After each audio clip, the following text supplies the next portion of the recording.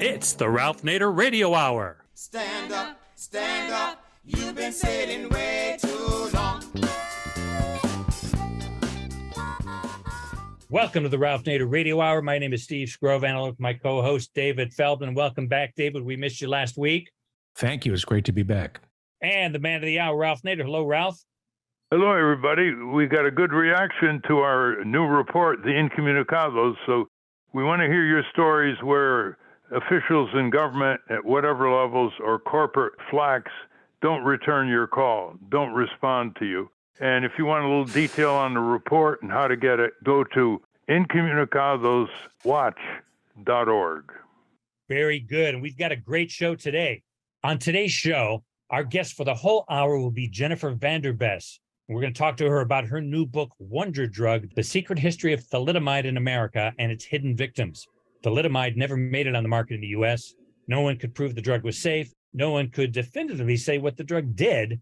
And by the time thalidomide landed at the FDA for approval, whistleblowers, journalists, doctors, and patients in Germany, Australia, and the UK were sounding the alarm about some shocking side effects.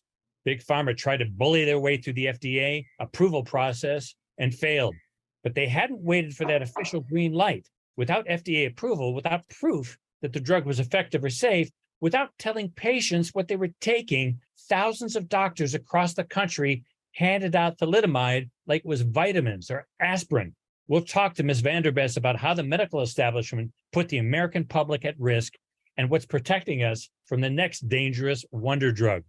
As always, we'll check in with our tireless corporate crime reporter, Russell Mokhiber. But first, thalidomide was a wonder drug, as in, I wonder what it does. I wonder if it's safe. I wonder whether it has anything to do with my lingering nerve pain or my child's birth defects. David?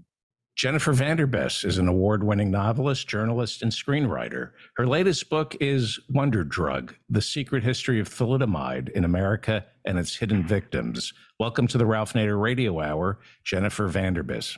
Thanks so much. It's great to be here. Welcome indeed, Jennifer. For our listeners, this is a staggering book of heroics, corporate greed, government surrender, got the whole package.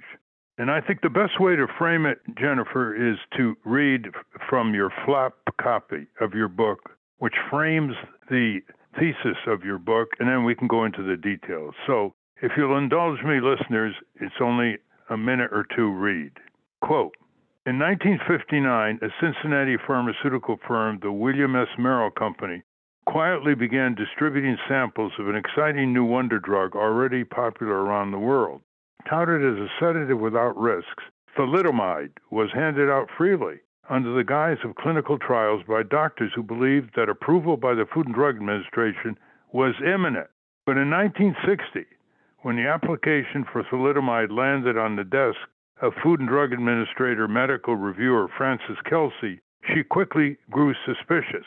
When she learned that the drug was causing severe birth abnormalities abroad, she and a team of dedicated doctors, parents, and journalists fought tirelessly to block its authorization in the U.S. and stop its sale around the world.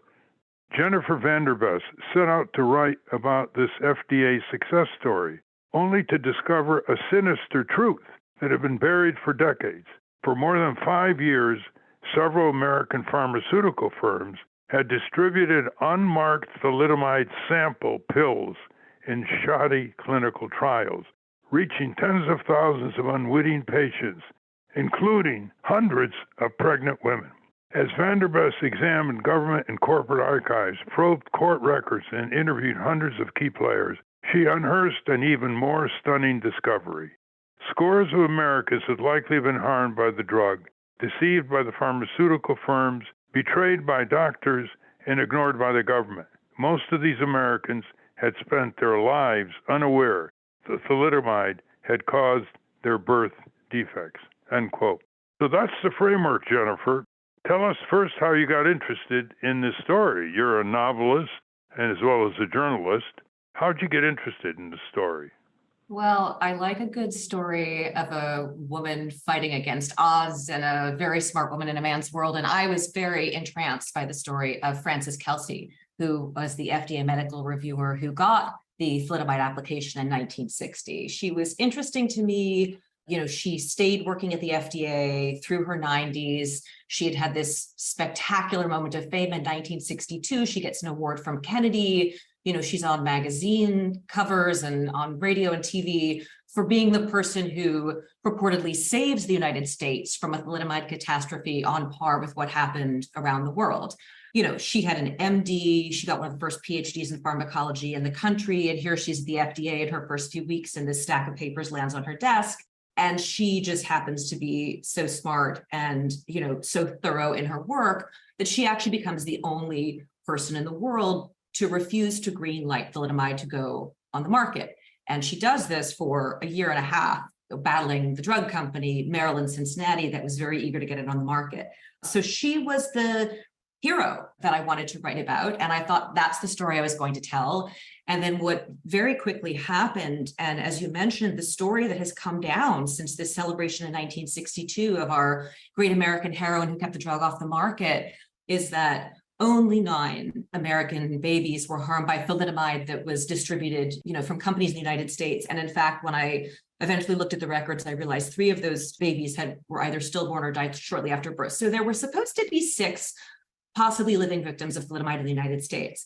About a year into my research, just in a late night Googling session, you get into one of these projects and you sort of never know what's going to pop up. And I find a very strange blog post by a woman in Minneapolis, and she is trying to raise funds to go meet other American thalidomide survivors in Atlanta.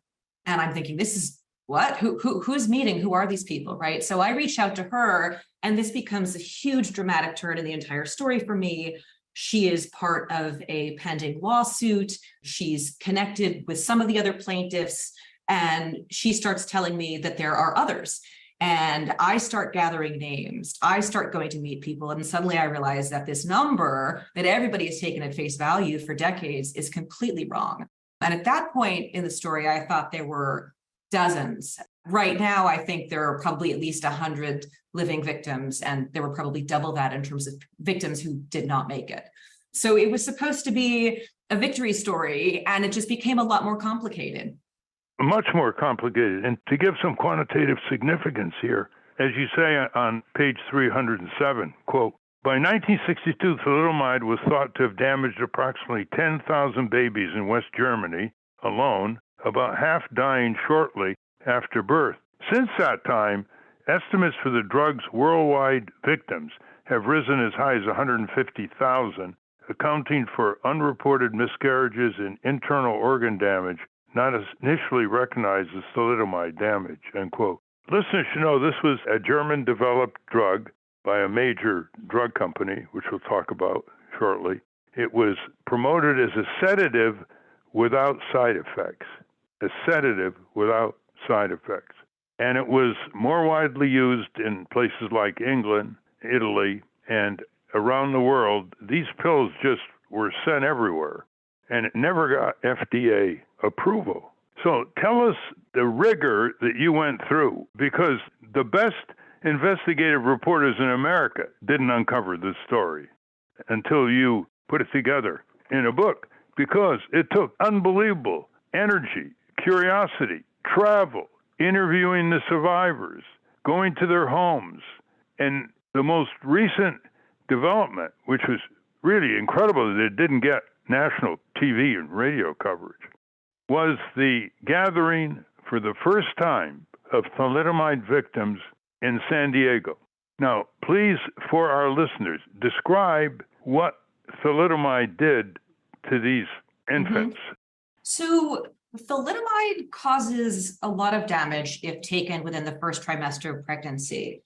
It's the first presentation that people noticed in Germany, as you said, where the drug was developed, so it was on the market there earlier and more widely, is a condition called phocomelia, which is basically, it harms the development of the arms and legs. And phocomelia also is referred to as seal limbs. So you get sort of truncated limbs. You had babies born, and it would almost look like their hands were sort of sprouting out of their shoulders. They were missing forearms, upper arms, and really depending on exactly the moment where the pregnant mother took the drug. It's a condition that is so rare that most obstetricians will never see a single case in their entire practicing lives. So you can imagine, of course, once the drug goes on the market, you have obstetricians really around the world in this strange circumstance where they're at hospitals and one baby, another baby, another baby. These babies are born and their limbs are damaged in a very particular way. So that is sort of what the drug does. What's interesting about the research for this story and the sort of how I was very surprised to be looking through materials that were so at odds with what had been reported. And in many ways, this became, to me, a story about what can happen when the media sort of accepts at face value a certain spin on the story. The FDA was very dependent initially on what the drug firms were telling it, and then the press was depending on what the FDA was telling it, and then everybody sort of moved on. It was also a happy story that people wanted to believe, right? We were the sort of the one wonderful country that had stopped this drug. The paper trail of where the story was sort of spread out around the country in a lot of archives of some of the people who had been working at the time and were very suspicious of these drug firms and were trying to record what they were finding. Frances Kelsey, for example, she's been reported for years as having stopped the drug, but when you actually look at her paperwork in the Library of Congress and her personal archives in the FDA, what you see is that she was talking to hospitals in Cincinnati where they would say, oh yeah, we did have 6 focal melic babies born. And yes, there was a doctor here who was, one of the doctors that the drug firm was, sending the thalidomide to for clinical trials, but those were not the women who got the drug, right? I mean, these bizarre cases of denial that seem so statistically implausible. But there's not a lot, everyone's sort of working on the honor system. If the doctors say they weren't giving it out, if the hospital says these women with these babies didn't get that drug, everybody sort of walked away from it. And what was heartbreaking to me in this story was that there were these individuals that had spent their lives deeply suspicious that they were in fact connected to this drug, and many of them their own doctors. So these are people with often very typical thalidomide injuries. They were able to grow up and, by the time Google was around, look at pictures of thalidomide victims in Germany and think to themselves, well, that's odd. I look an awful lot like that. My injuries are very similar. And yet they would visit doctors in the United States who would tell them that their injuries could not possibly be from thalidomide because the drug was never available here. And you get this weird space where these words become very important. Available, well, commercially available, no one bought it, but it was widely available. And so people are sort of lost in the language that the drug firm at the time stood behind. They kept saying the drug was never commercially available. The drug was never commercially distributed. And all they mean is no one paid a cent for it. It didn't mean that the drug wasn't widely available. Okay, let's talk about another framework here. And it's from page 334 in your book. Quote, to this day, the United States remains the world's sole developed nation to refuse support to a single thalidomide victim. Canada, Britain, Spain, Ireland, Germany, Sweden, Denmark, Australia, New Zealand, Japan, Italy, every other country where the drug was distributed has subsidized survivors' care costs. The U.S. government absolved Merrill, the drug company, of any criminal accountability and essentially dodges any responsibility of its own on a technicality. That is, the millions of offending tablets were given out for free, not sold. End quote. Just to be clear, this drug attacked pregnant women's fetuses. There's no evidence yet that it harmed people who took it who are not pregnant. Is that correct? Well, there was actually another side effect, and this becomes actually another piece of what I would call sort of FDA irresponsibility, which is that the drug also causes a condition called peripheral neuritis. This was the first thing that actually came to the attention of doctors in Germany, where patients, a lot of elderly patients who were taking thalidomide long-term started to have very painful tingling in their extremities, in their feet and hands. And in fact, in Germany, where there was a trial held against Grunenthal, the company that first patented and started to license the drug around the world, that trial also represented victims of peripheral neuritis. Of one of the many ways I take issue with how this situation was handled by the FDA, when the press broke in 1962 that thalidomide caused birth defects, which is absolutely true, they also had information that if taken long-term, it would cause this other very painful condition. And that never reaches the media here whatsoever. So in addition to the babies who were born from women who got it, I would posit that there were, several thousand people who were taking the drug on these sloppy trials long term who potentially suffered these nerve conditions and were never told that it could have been related to this drug. Let's talk about the drug companies themselves. The German company and the major distributor in England, the Distillers Company that produces Johnny Walker and Dewar's and other alcoholic beverages. They first offered totally measly settlements. In one case, they offered a few $100s. Describe what led to their escalation of offers. Right. So not only were the offers paltry, but in fact, the German company Grunenthal, which still exists, and Tramadol is one of their big current moneymakers. They're still a pharmaceutical firm in operation. When they were brought to trial in Germany, it wasn't that they were just refusing to sort of, pony up and pay survivors. They had a theory that thalidomide didn't cause these birth defects, or one of the most interesting storylines they presented was that thalidomide had saved babies who were already damaged, and it had simply allowed babies that were not going to survive to be born, right? That was something that was actually brought into court. So you can imagine, Ralph, with that as their starting point, they were very resistant to take financial responsibility. That case in Germany, eventually, the case ends without a verdict. There's a negotiated pile of money that goes to the families. In the United Kingdom, you had journalists. The Sunday Times of London was essential in bringing to light what had happened. The drug was widely distributed for sale in England and Australia. And you have the media there really taking it upon themselves to try to put pressure on distillers to give enough money to these families to support the very specific and very challenging care costs of raising children who might need wheelchairs for their entire lives, need accessibility modifications in all ways. None of this happened. I mean, there was no, oh gosh, we're sorry, let's take responsibility. Every cent that has been surrendered along the way from these drug firms has been a long battle for survivors and their families. And it has often, it not just enlisted the courts, it has enlisted the press. I know you were very passionate when this was playing out in the United Kingdom and the Distillers Company. People were really trying to hold them to task and say, you have to help these kids.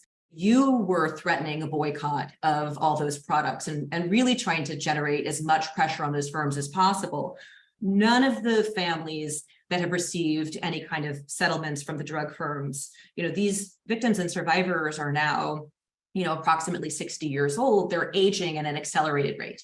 Their bodies, they've, been very smart and creative and deft at figuring out how to manage life with differently shaped limbs. That puts a lot of wear and tear on the body, on the joints, when you start using your limbs in ways that they weren't sort of built to be used. And they need a lot of help, and they haven't received that. And specifically in the United States, because the story here, most of those victims, those mothers were never told that they got thalidomide.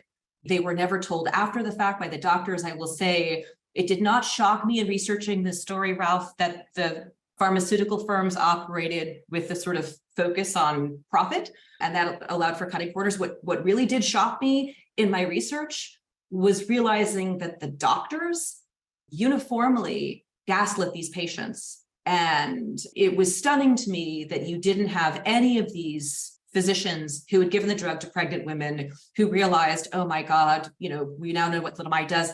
They never told these women that's what caused your child's birth defect. This was an act of God. They stepped away from it. Well, going back to England, we have to give credit where credit is due. There was a media blackout on what was going on with thalidomide and distillers in England until Harold Evans, the editor of the Sunday Times, broke the story, and Dillers immediately went to court to try to block him from writing other stories, exposing the whole thing. But once he wrote those stories, it became more and more easier for the media to start reporting it. And when Dillers made their first offer, as I recall, to the thalidomide victims and their families, it was about $30-some thousand in the early 70s. And David Mason, who was the father of Louise, a thalidomide survivor who just passed away recently. David Mason organized the families like I've never seen before. I mean, he was a real dynamo. And he contacted us, and we said, come on over. We'll have a press conference and say that if distillers didn't up their offer very, very substantially, we'd call for a boycott of its whiskeys, all of which had popular brand names. So that went off quite well. The media covered it. Mason continued the pressure, and they increased their offer maybe by tenfold or so, as I recall. But, that was for a lifetime of care, Jennifer. Right. And the money ran out. So the families and the thalidomide victims continued to pressure the German drug company distillers. They were buoyed a few years ago by a litigation victory in Australia by tort lawyers. So they're still struggling to pay for their expenses. And David Mason is now in his 90s. And these are real heroics. Well, now there's been a long-standing litigation by a leading tort firm in Seattle, Washington State, representing a number of the thalidomide survivors. And this has been a torturous path for the law firm as well as for the survivors. Give us a capsule of when this started and how far it's gone and what the present status is. Mm-hmm. So you mentioned this case in Australia recently, and the Australian case was a big win for survivors, and it was a win for survivors, and it began to recognize people in Australia who had not been previously considered thalidomide survivors. The awareness of how many types of injuries the drug can cause had expanded. There were a lot of new documents discovered by the UK Thalidomide Trust that cast even more suspicion and doubt on the behavior of Grunenthal. So it was a great victory in Australia, and that became of interest to an American firm here, Huggins Berman. They began looking for American thalidomide survivors. By 2011, they gather about 50 names and they file a case in a Philadelphia court. This whole case hinges, and it's very interesting, on our statute or concept of statute of limitations, which generally exists to make sure that victims themselves have to behave with some, responsibility. And the idea is you're allowed a reasonable amount of time to do your research, figure out what happened to you, and ask for sort of civil compensation or justice. The story of the US survivors just does not fit in any box that has pre-existed about the notion of statute of limitations, right? These are people who were injured before they were born, right? Their parents were not given information as to what happened to them. They grow up basically hearing this story that thalidomide never harmed people in the US, right? Their doctors tell them their injuries can't be thalidomide related. And it takes them decades to piece together the story. This case lands in a court, and it's kind of a head scratcher because what do you do, right? And, to circle back, the amount of research that I had to do to be able to detail where the misinformation started, why it was so hard for these individuals to piece together their story, that all sort of was dug into and surfaced for the book, which was just published. This is not something that they had walking into this court case. Now, the law firm did a lot of research on their own, of course, but this case has been stalled, right? There's been what is just uniformly described as sort of strange inaction, right? Some of the individual cases were dismissed because those survivors, some record was discovered of them naming thalidomide as the likely cause of their injuries prior to filing the case, and they were dismissed for that. But there's still a significant number of cases sitting in this court. And the real question is, what's going to happen, right? And how do we address the statute of limitations when you have to account for misinformation on the part of doctors, misinformation on the part of the government, misinformation on the part of the media, and add to that, I think, discrepancies in class and education that really play into the story, where you start to understand why a very small number of American victims had the wherewithal to figure out what had happened and bring this to court, and why the majority of them, right? If you look at the numbers, I would say the majority of victims and survivors of this drug did not piece it together, did not know they had a right to take legal action. And so what is reasonable? We're talking with Jennifer Vanderbes. author of the book just out, Wonder Drug, The Secret History of Thalidomide in America and Its Hidden Victims. Why don't you tell us just briefly the tactics that the corporate lawyers have been using on behalf of their drug company clients against the tort firm and its clients?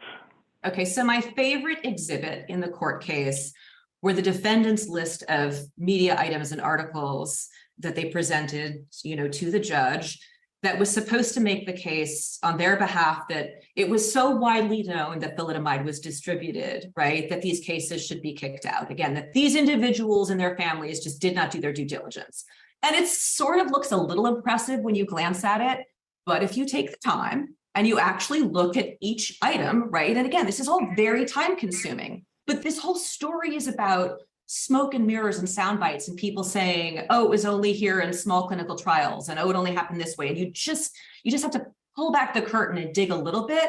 And you start to realize, well, if you read that article, no, it was like on page B27. And the last paragraph says that there were a small number of clinical trials. And by the way, most of the American victims, the clinical trial doctors gave it to their colleagues who gave it to their colleagues, right? They were not in clinical trials. They were just women who walked into their doctor and were handed an envelope of pills. Even if they had seen that page B27 bottom paragraph that said, oh, this drug was here administered in clinical trials, would they reasonably have made the connection that they were participants in that clinical trial when their doctor never said a thing about it? Absolutely not, right? So, right, the tactics are, their number one tactic is to just not even argue the merits of the case, but get them dismissed on the basis that all these people should have known. And I would say, 6 years of my life in this book is really about an examination of how incredibly reasonable and understandable it is that these individuals did not know. They were not given the information, and our government was quite complicit. I mean, we had, Ralph, families of victims calling the FDA and saying, can you give me the names of the doctors who were distributing it? My nephew in Texas has these injuries. And the FDA that knows the drug was handed from doctor to doctor, they have this information, it's all documented. They don't tell the families, the mother's doctor might not be on this list and he might have given out thalidomide. They don't say that. They don't share that information. They just say, he's not on this list. Thank you very much. Have a nice day. So they get the door slammed in their face at every turn. And obviously the drug firms from day one worked very hard. If you look at the paperwork of the Merrill company in the United States and the way that they spun the story, sadly, a lot of the press took their version at face value. And that's what got reported. That's what the FDA believed for a while. And by the time the FDA stopped believing them, and actually, an interesting piece of the story is that about a year after this news breaks, the FDA has realized, actually, this firm behaved criminally. Like, we want to bring criminal charges. They take it to the Justice Department. And it's sort of, the media has lost interest at that point. The Justice Department does this insane thing, which sadly, of all the archives and files I went to, I went to the National Archives in tears trying to get this last file released, because I thought there might be information as to why the Justice Department refused to bring charges. They said there's one letter that exists and they say there was only one American victim of the drug, which isn't even in sync with what the FDA that was doing the investigation reported. It's down to one. No information beyond that as to why the Justice Department said one. They decide there's really no victim tally whatsoever. So why even discuss criminal charges? And that's kind of the end of it. Well, it's amazing how the invocation of tort law by victims, the law of wrongful injury, is so dependent on the media. Look at all the media that sexual harassment cases have received recently. Not sexual assault, just sexual harassment, settling for millions of dollars. And look what Fox has paid out. And for a toxic workplace, bad words being used, misogynistic behavior, they just paid $13 million to one of the plaintiffs in settlement. And yet these thalidomide victims are, not being covered adequately in the media. And in fact, their plight would not have been focused on much at all, other than the great journalist Morton Mintz of the Washington Post, who broke the Francis Kelsey denial of FDA approval of thalidomide in the early 1960s. And you located Morton Mintz when he was 95 in Washington, Yes. D.C. He's now 101. Tell us about that search for his documents in his basement. Yes, I can't remember if I found his email or his phone number, but I found contact information and I just cold called him. I mean, a lot of the research for this book was, randomly reaching out to people and then pleading my case. He living in DC, I said, look, I'm working on a project about Francis Kelsey and thalidomide. I didn't know the full scope of the project when I first spoke to him, but I said, can I come down and speak to you? He is, as you know, really one of the great investigative reporters of all time and has always had a reputation for being unafraid of going after really big bad guys. And so he sort of lit up at the prospect that there might be sort of something new reviving this story. He was, as he tells it, and I met with him many times. And yes, what was magical about it, he too was someone who had always been referenced in about 3 sentences of connection to the story. He opened up his home, his photo albums, his musty basement full of boxes of papers of all his work and just gave me free permission to prowl, which was thrilling. And I was able to, locate a lot of extra, papers that were connected to the story through that. What was interesting about his role at the Washington Post is that he did not cover science and healthcare. This was not supposed to be his beat. He had such a reputation at the paper of being someone who got really riled up about injustice, and certain kinds of stories would just set him on fire with a passion to go after him.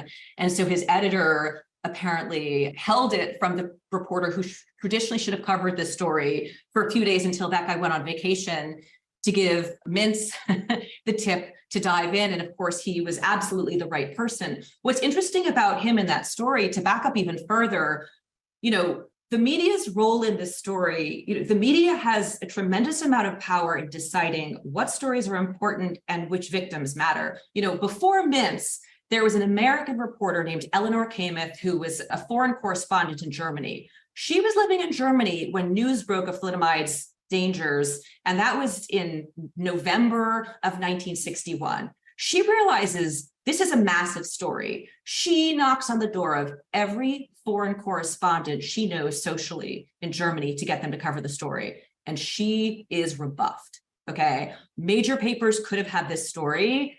By December 1961, this news could have been widely in the United States.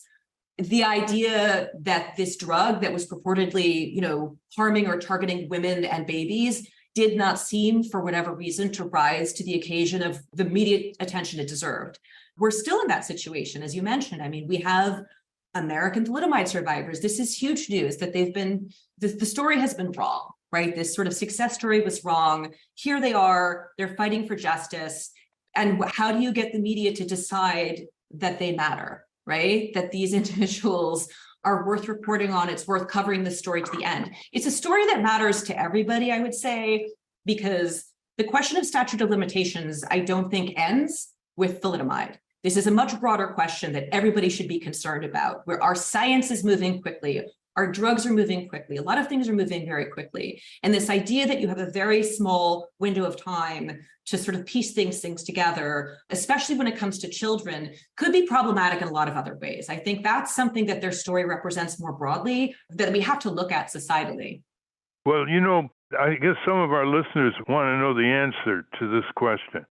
The German company that developed it, Grünenthal, is continually criticized within the thalidomide community.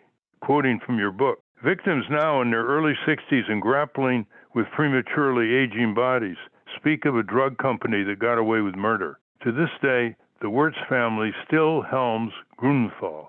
The son of Hermann Wirtz, Dr. Michael Wirtz, serves as the firm's chief executive, and the Wirtzes have maintained stunning wealth and political influence in Germany despite their well-documented wrongdoing and a sizable body count from their products, end quote. But they did finally try their version of an apology. Tell us about that, and when did it occur? Right. So there's been continuous pressure on Grünenthal, which stunningly was able to maintain operating as a pharmaceutical firm, generating billions of dollars a year, not even changing its name from the name of the company that created thalidomide. The pressure, there have been protests, there have been letters, there has been a decent persistent media shaming overseas. In 2012, they decide that it's probably not a great idea in this new age of reputations and media to keep cold shouldering and saying nothing. So they issue an apology. And it's not an admission of guilt or wrongdoing. It's almost an apology for sort of not having said anything for 50 to 60 years on the matter. And the response of the survivors worldwide was, we don't need words. What we need is support for the physical damage that was caused. It was not enough.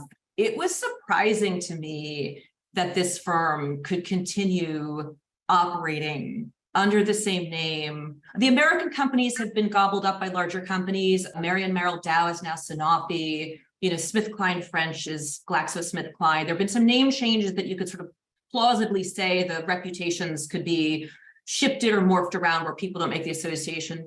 Grunenthal, as I said, is a massively currently profitable company that has not accepted any responsibility for any wrongdoing in this story. I will say personally, I went to visit my mother in assisted living recently and saw a bottle of Tramadol, which is a Grunenthal product, on her nightstand, and just said, "Mom, that's a Grunenthal drug." I had a very visceral reaction to being disturbed by this company's history and disturbed by their refusal to take any more responsibility financially for what the drug thalidomide did internationally and the number of deaths and injuries that were caused by it. The larger significance of the thalidomide story, Jennifer, is obvious to others who've studied the drug companies, is they're pouring out these new drugs. In many countries, they don't really have even the level of regulation that we have with the FDA, modest as it is. And these new drugs are often for lifestyle purposes. They're not drugs designed for serious ailments, and they're passed out free, clinical trials all over. People trust their physicians, and it's only a matter of time when we're going to see a widespread drug much more devastating than thalidomide. And basically, before it's discovered in terms of the connection between the drug and the physical damage, hundreds of thousands or millions of people or children could be affected. So this book by Jennifer Vanderbes, called Wonder Drug, The Secret History of Thalidomide in America and Its Hidden Victims, is a clarion call for all of us.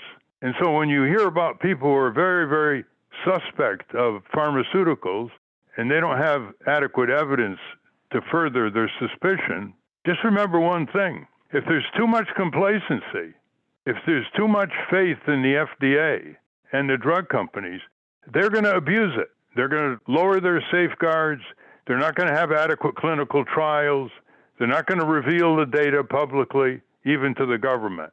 But in your book, you do properly focus on breaking the story open in the United States. Now, I want you to describe for our listeners the life of Jean, a thalidomide survivor, in your book before you describe the meeting in San Diego of thalidomide survivors and the incredible spirit and the zest for life that they have experienced through their own willpower and the support of their families and relatives. Give a biographical sketch of Jean. And listeners, when you hear this, you can't but be humbled. So I met Jean in 2018, and she intrigued me because there was something very interesting in this list I was accumulating of thalidomide survivors around the country. She was born in Cincinnati, which is where the Merrill Company was headquartered. She was born in August of 1962, which is actually after Life magazine did a whole expose on thalidomide. And she had somehow lived the majority of her life being told that she couldn't possibly be a thalidomide survivor. So Jean's mother goes into the Jewish hospital in Cincinnati in August of 1962. She's an excited, expectant mother. They've got everything set up at home. The baby's born, and the doctors act very strange. They immediately tell Jean's mother and father that their baby girl is missing arms and legs, and they should put her in foster care. This is a complete shock to the couple. They take the doctor's advice. They don't know what else to do. They don't see Jean. She's sent off to foster care for a year. But the dad goes back home and he's very curious, and he decides he wants to sneak visits, right? He's not able to just completely disconnect. And he starts visiting the foster home and realizing, yes, she has a condition, her limbs are truncated, but she's adorable and she seems to be thriving. And he eventually tells his wife that their baby actually seems to be okay. And they make a decision to go back and get her out of foster care and bring her home. That is the sort of start of Jean's life, right? This sort of prognosis of doom. She's not going to live, give her up. And Jean just really thrives. She's a very precocious child. She's a precocious teenager. She's mainstreamed. The family moves from Cincinnati to the East Coast. She ends up at a mainstream public school. She sees some kids with spina bifida who are racing cars, and she decides she wants to, learn to drive. At every turn, she looks, for, what's the thing that she can do rather than the thing that she can't do. She eventually gets prostheses for her legs. So she's able to walk. She goes to college, she's at university. She's able to walk across the campus. She very quickly learns that she has a flair for art. So Jean studies art at the Rochester Institute of Technology, graduates summa cum laude. She's an incredibly talented artist who goes on to launch a career in graphic design. She's a super talented artist and designer, and she's able, with her truncated arms and the way that her fingers are organized, she finds her own way to create art, and it's pretty stunning.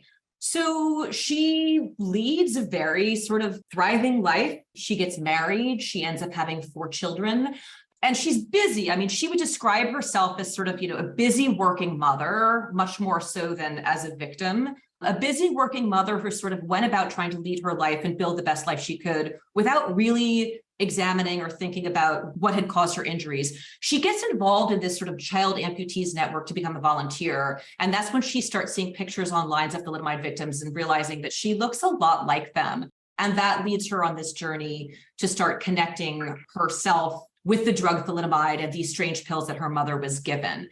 Jean had never met another thalidomide survivor, right? She hadn't thought of herself as one. She had no community for the bulk of her life with anyone who had similar injuries.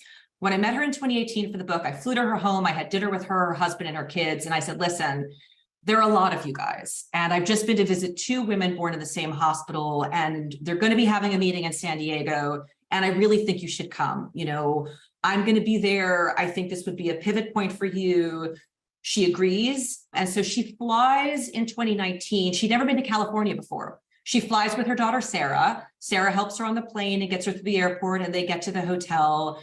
And this is just a life-changing moment for her to roll into, a hotel lobby filled with people who have the same origin story, who look like her, who have the same practical challenges throughout their day with her. And it's this incredibly, I try to describe it in the book because one can get caught up thinking about the physical conditions of all of these amazing people. And in reality, I would describe this as a sort of wild hotel conference.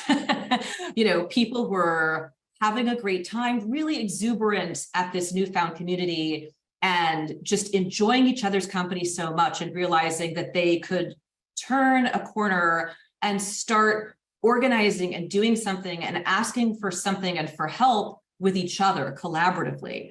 These are people who do not want to be considered victims, very much, prefer the word survivor, and it's understandable because when Jean is one of many examples of people who have overcome a lot of physically challenging obstacles to lead, an incredibly rich life. And we must remember that these are the survivors who prevailed over enormous odds. And there are a lot of thalidomide victims never made it. Yes. Many of them died at birth or after a few months, or they went through hell trying to accommodate to a world that discriminated against them in so many ways and was so unhelpful. When she was a youngster, pre-tween, tween, teenager, her peer group must have given her some pretty awful experiences, staring at her, backing away, snide comments. How did she handle all that? Right. So Jean has, like many of the survivors, lived a life of having to accept that when people see her for the first time, one of the first things they notice is that her limbs are differently shaped. And obviously, the most traumatic period for all of the survivors was childhood, right? Kids are truly the worst at knowing how to not stare, navigate, comment. Jean has such a gregarious, sunny personality. It's very hard, really within 10 seconds of speaking to her, you become much more aware of her spirit, her sense of humor, her wit, her kindness. And I think that's really the survival skill that got her through childhood. Jean is a very popular person, right? I think she was a very popular kid. She just has a fantastic personality and makes people gravitate towards her. And, Jean and all the survivors have talked about that particular pain of being looked at in ways. And I will say that one of the things that has happened now, they didn't just have differently shaped bodies, they had no story to explain it. So they couldn't even tell staring kids, oh, I'm a thalidomide victim. I'm this way because, sometimes you can just end a conversation and move forward with an answer. They didn't have a factual answer. There was this big question mark. What happened to you? I don't know, right? One of the many reasons that this sort of new moment for them is so powerful and validating is having answers. And they're very proud of the book. They're sharing it with their families. People that they grew up with, people in their social circles, to have an answer that kind of redirects the conversation to, I guess, more of, what you're asking about is, tell us about your life rather than your condition. We can move past the condition and the sort of why it happened and get on to talking about people like Jean for their full personalities and, professional accomplishments and family accomplishments and the sort of rich lives they've led. I was struck by, this book, like I said, it tackles a lot of injustice and frustrating material. But for me, it was the stories of people like Jean Grover and the inspiration of people like Jean and what they've been able to do with their lives, given the situation in which they started. It is so moving and transporting to see that even in this sort of dark episode, the best of the human spirit, I think, came through. David? Circling back to American victims not knowing their legal remedies, which countries, courts, and governments were the most responsive to the needs of the victims and which were the least responsive? How does America stack up against, say, Australia, Germany, or Great Britain? Well, United States is hands down the worst. Second to that, I think, might be Malta, which just compensated victims. And as it turns out, that's specific, related to the fact that they actually kept the drug on the market, I believe, through 1965. Quite a long period of time, thalidomide was available there long after the drug's dangers were known. The United States has simply, because the story in the United States is that no one was harmed, that's the sort of, well, we don't have to do, if there are no victims, who are you compensating, right? It's a really outside the box story in terms of worldwide thalidomide justice. Because if there's supposed to be, essentially zero people who were harmed, there's no conversation about how to help them. So this new information, which is that, wait a second, no, we've got scores of people who are harmed. The conversation's just starting. Now, the US thalidomide survivors are going in September. I'll be there with my kids, with them, to visit Congress and to try to start this conversation to really say, what can the US government do now to make sure that these people who are aging and in need get some kind of support? Because the courts are boxing them out. The normal tort law, civil court proceedings, they've been at this for over a decade and nothing has happened.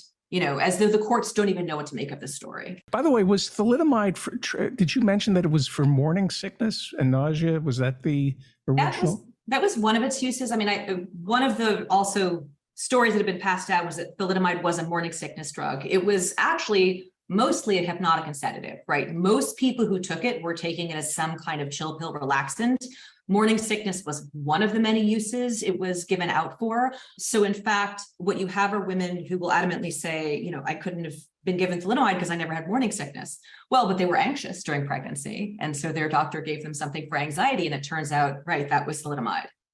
Anna? Thank you, Jennifer. That actually leads perfectly into my question. It didn't seem like it did anything. Why were people so obsessed with trying to make thalidomide happen?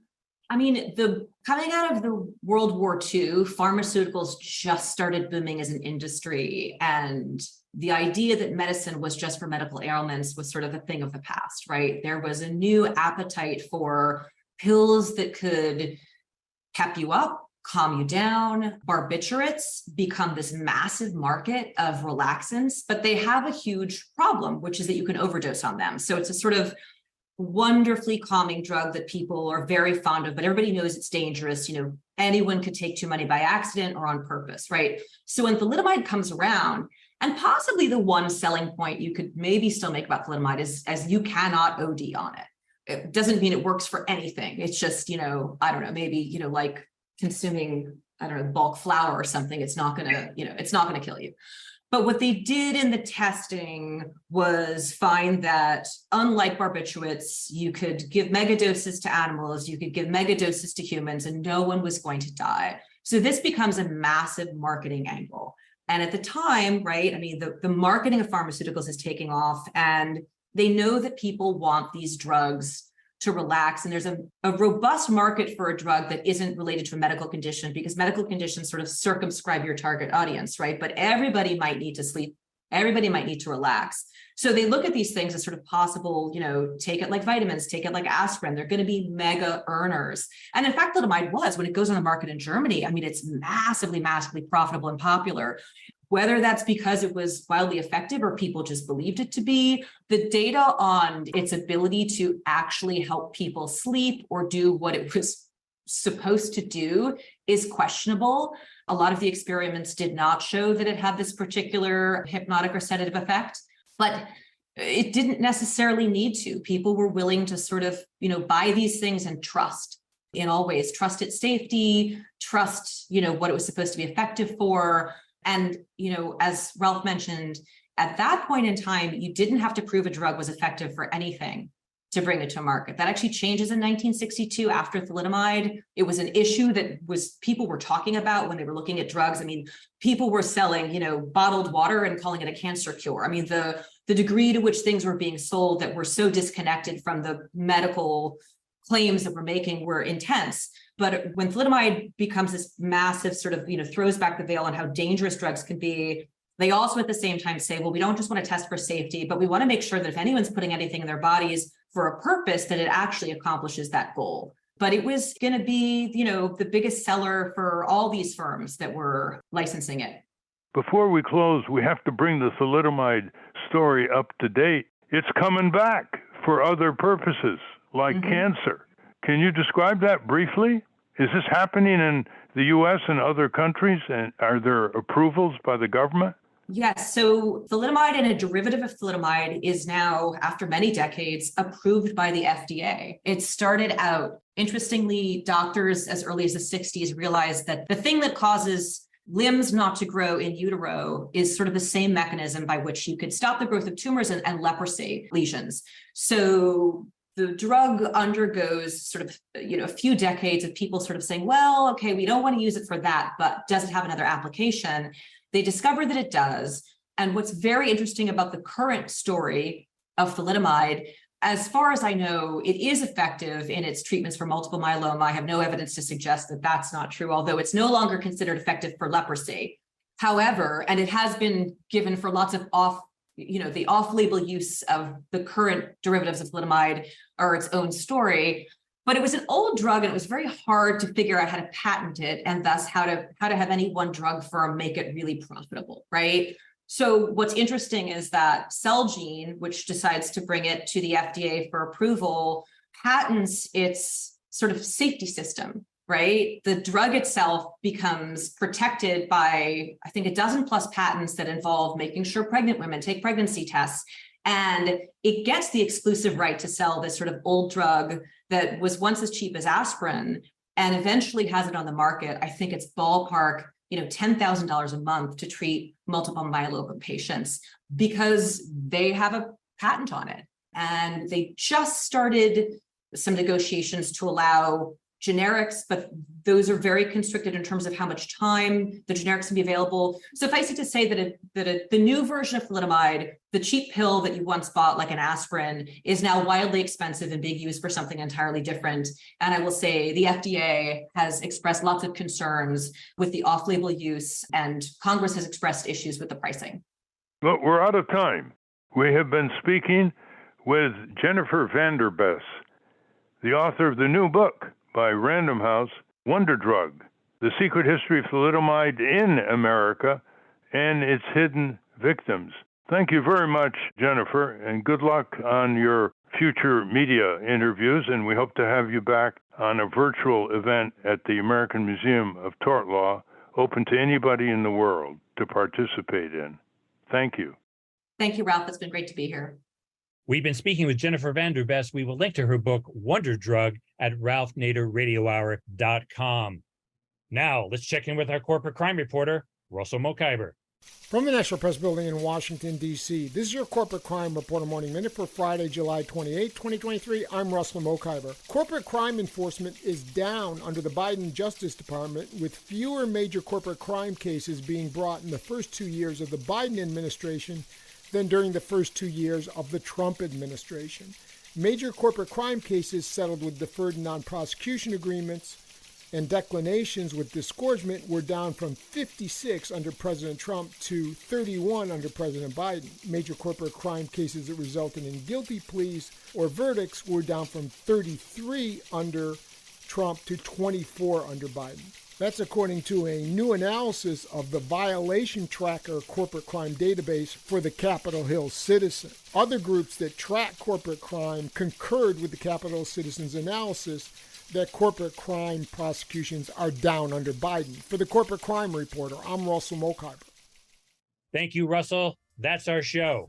I want to thank our guest again, Jennifer Vanderbes. For those of you listening on the radio, we're going to cut out now. For you podcast listeners, stay tuned for some bonus material we call the wrap-up. A transcript of this program will appear on the Ralph Nader Radio Hour Substack site soon after the episode is posted. Subscribe to us on our Ralph Nader Radio Hour YouTube channel. And for Ralph's weekly column, it's free. Go to nader.org. For more from Russell Mokhiber, go to corporatecrimereporter.com. The American Museum of Tort Law has gone virtual. Go to tortmuseum.org to explore the exhibits, take a virtual tour, and learn about iconic tort cases from history. We have a new issue of the Capitol Hill Citizen. It's out now. To order your copy of the Capitol Hill Citizen, Democracy Dies in Broad Daylight, go to capitolhillcitizen.com. And remember, to continue the conversation after each show, go to the comments section at ralphnaderradiohour.com. Post a comment, a question on this week's episode. The producers of the Ralph Nader Radio Hour are Jimmy Lee Wirt and Matthew Marin. Our executive producer is Alan Minsky. Our theme music, Stand Up, Rise Up, was written and performed by Kemp Harris. Our proofreaders, Elizabeth Solomon. Our associate producers, Hannah Feldman. Our social media manager, Stephen Wendt.